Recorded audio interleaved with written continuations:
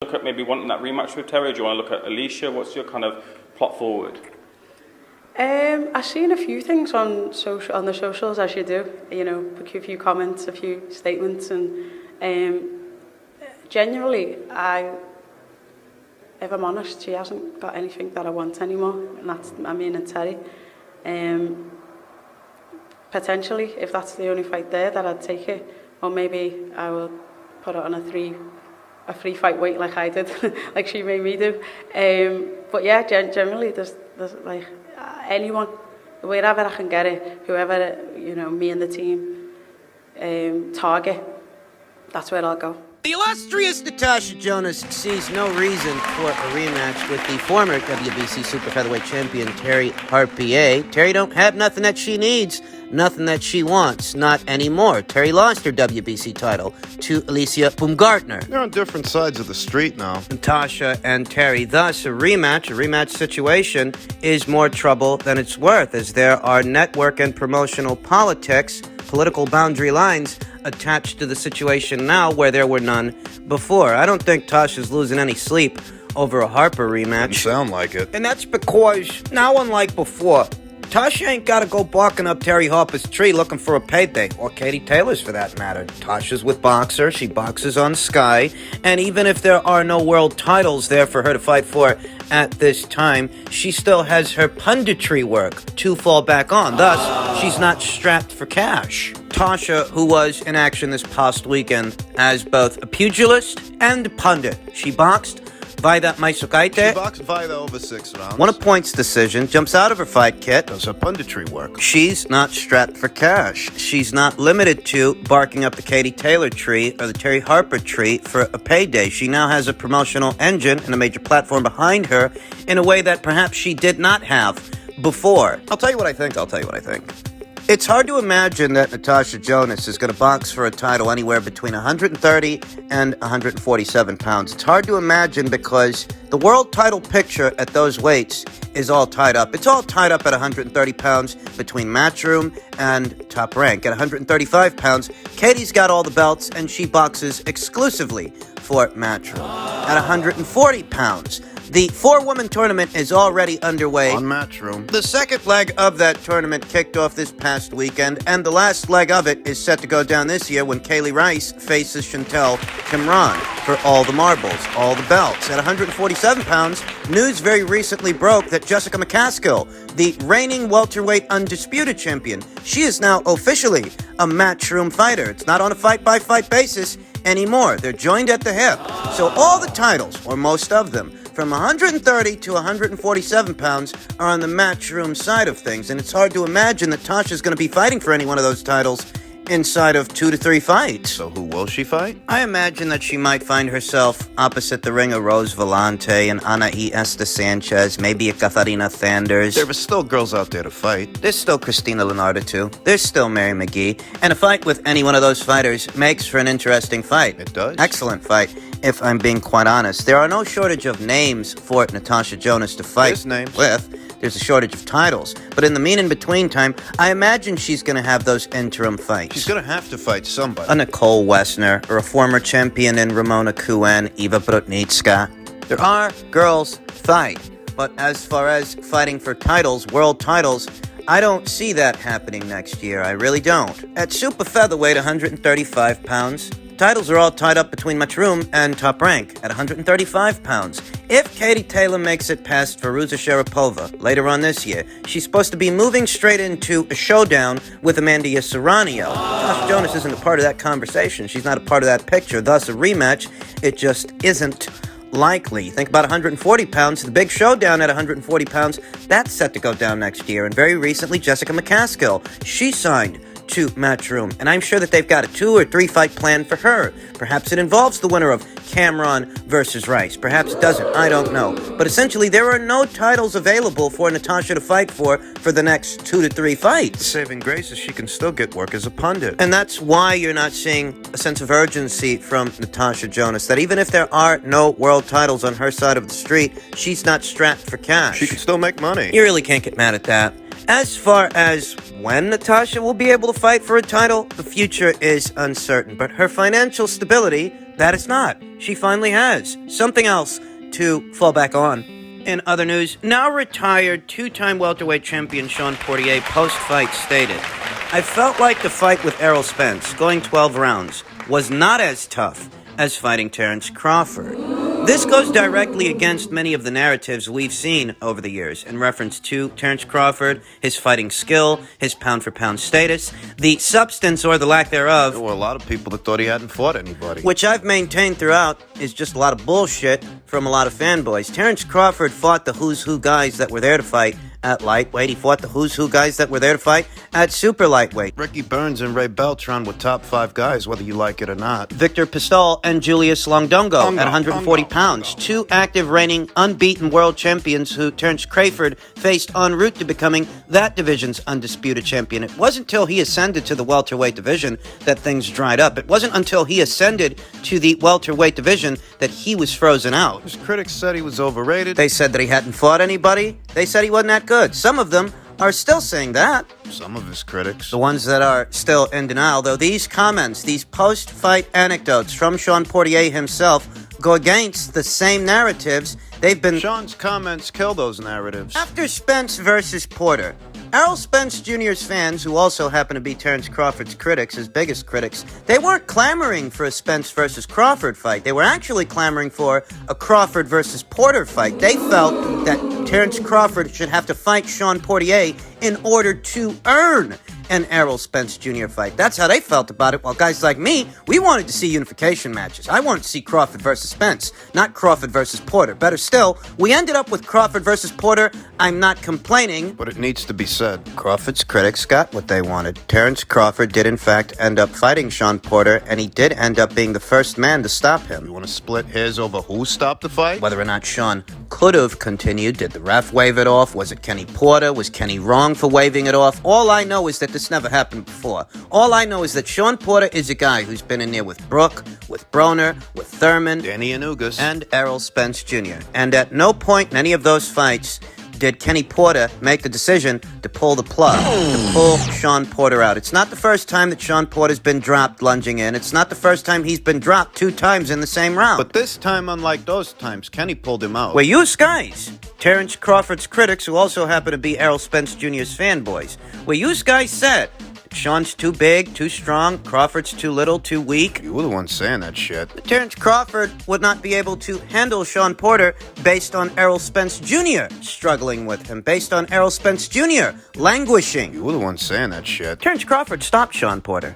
That's what happened. Terence Crawford put Kenny Porter in a position to where he felt it prudent to pull his son out. That's never happened before. And those are the facts. I fucking told you. I fucking told you this was going to happen. I've been saying he's going to stop Sean for over a year. And I said that Kenny might be the one that pulls Sean out earlier this week. The way I see it, I keep thinking of the Felix Diaz fight, and I think that this fight is going to be akin to that fight, but Porter's stronger, Porter's tougher, so I think it's going to take more work to put him away than it took to put away Felix Diaz, but I have Crawford moving and punching and walking him into hooks, walking him into uppercuts. I don't see it any other way. Crawford's stoppage could be a TKO. Maybe the ref stops it, waves it off, or maybe Kenny throws the towel. What? Really? A towel throwing? I could see that if he keeps getting hit and he can't defend himself, if he keeps getting hit with clean shots. And if Kenny sees that this man is getting hit with a lot of shots, more shots than usual, and it's just one-sided, I could definitely see a towel getting thrown. I was like, I'm getting hit. And I went down off of an uppercut at the I had to censor myself right there. I went down off of an uppercut. The first time that I went down, I was like, you're good. I got up, no problem. But I lost my composure. And it was because I got hit clean more than I'm used to. A towel throw-in. I could see that if he keeps getting hit and he can't defend himself, if he keeps getting hit with clean shots. But I lost my composure, and it was because I got hit clean more than I'm used to. And if Kenny sees that this man is getting hit with a lot of shots, more shots than usual, and it's just one-sided, I could definitely see a towel getting thrown. It's his son, after all. Yeah, it is his son, after all. Wow, these predictions are something that I didn't think of. Absolutely didn't think of. Do you think there's going to be any like knockdowns though? Yes, I could see Sean lunging in and getting caught with a check hook or maybe an uppercut. And I went down off of an uppercut at the I had to censor myself right there. I went down off of an uppercut. Going down because it's kind of consistent with him. It's happened in the past. You know, it happened in the Errol Spence Jr. fight. Broner knocked him down. But these guys ain't Bud. They're not as accurate as Bud. They're not ambidextrous like Bud. And I don't view anybody at welterweight as being on the level of Terrence Crawford. Nobody. Not Errol Spence. Not before the car accident. Certainly not after it. I think Crawford's in a league by himself.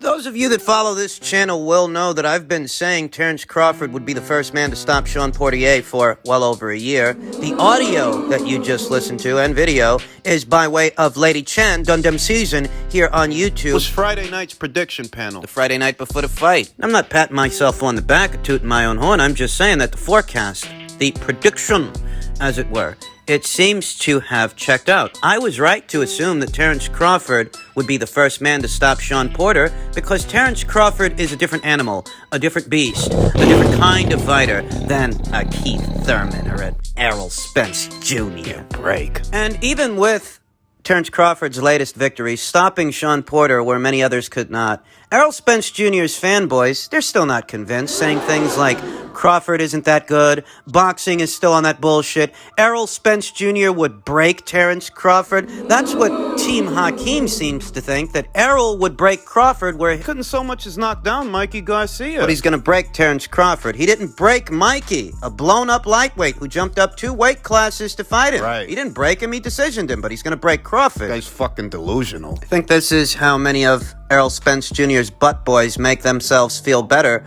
for picking that pony in the show. The pony in the show that has only fought 2 times in the last 2 years, none at all in the last 11, going on 12 months. Picked the wrong horse. For many of these guys, it's not even about boxing anymore. For many of these guys, they've been wrong about so much already. They just want to be right about something. They're willing to die on that hill. No matter how fucking illogical it is. So I will tell you now what I've told you in many videos in the past. Neither Errol Spence Jr. or his fans have ever wanted this Terrence Crawford fight. It's been 4 fucking years. Neither Errol or his fans want to see it happen. Christopher Marshall is a great example of that. He says Crawford versus Ugas, then Crawford versus Spence. I'd like to see Spence take on Keith Thurman as a tune-up, then the Crawford fight for the undisputed title, and hopefully for $100 million so Crawford and Spence can get paid what they deserve. And how are they supposed to get paid $100 million in revenue generated when all guys like you seem to do is steal pay-per-views? Just be honest, a lot of these guys at Team Stream. You know, every time you make a pay-per-view purchase, they send you a receipt by way of email, a receipt that is quite easy to produce. Here's mine. Now, when this guy gave this wish list, I asked him to produce his proof of purchase before we'd entertain any of his hot takes, any of his anecdotes. I asked him to produce his receipt. and you'll notice that he didn't. He can't produce what he doesn't have because he didn't buy the fight. But he's supposedly so concerned over what the fighters are earning. Why are you stealing from them? Errol Spence Jr., who this guy supports, Errol Spence Jr. himself says his next fight will be a big one in February or March. Errol the Truth Spence Jr. revealed last Saturday night that he'll be returning to the ring in February or March at 147 pounds for a big fight against a still-to-be-determined opponent. It won't be Crawford. Spence says the next fight will be big. I don't know, said Spence to ES News when asked if Crawford would become his WBC mandatory. Yeah, I'll fight whoever they put in front of me. ES News guy asks a lot of stupid fucking questions. How the fuck would Terence Crawford become Errol's mandatory challenger when they're both alphabet champions? Doesn't even make sense. Everybody has got to wait, said Spence. I'm coming back with a big one. When I'll be back, it's going to be a big one. I'll still be at 147 pounds. Hopefully I'll be fighting again in February or March. We'll see, said Errol when asked if he'll be facing WBA welterweight champion Yordenis Ugas in a unification fight next. Any opportunity, it'll be my second time coming back after a long layoff. The eye is good. I haven't started sparring yet, but I can spar. Reacting to the fight, Errol Spence Jr. said it was a really good fight. His dad stopped it too early, said Errol Spence Jr. to the media about Sean's trainer, dad,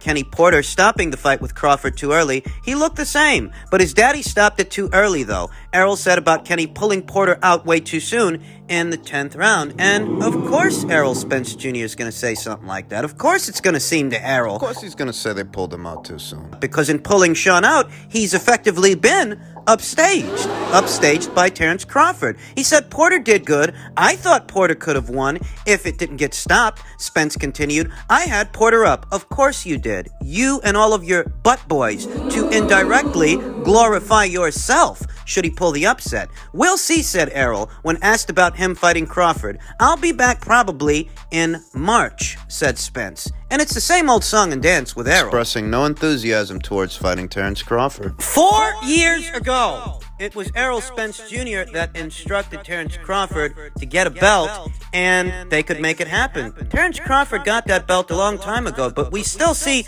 no commitment, no confirmation, hell, not even any enthusiasm from Errol to face Terence. His butt boys might be high on him beating a fat lightweight. Well over a year ago, but the rest of the world ain't. The rest of the world is not impressed. And when it comes to Errol, to the rest of the world, the writing is on the wall. This is a guy who was in a horrific car accident that left people questioning whether or not he could ever go back to being the same fighter. This is a guy who earlier this year, ahead of what was supposed to be the biggest fight of his career, Manny Pacquiao fight. This is a guy whose retina became detached while he was wearing headgear in preparation for said fight. I mean, if your retina's becoming detached with headgear on, what's going to happen under the hot lights with the headgear off? He's talking about coming back in either February or March. That's roughly 15 months since the Danny Gersha fight. What you guys want me to believe is that this inactive, injury-prone welterweight... He's supposed to be better than Crawford? Better hope that whoever he fights in February or March don't detach that retina again. Because this guy's damaged goods.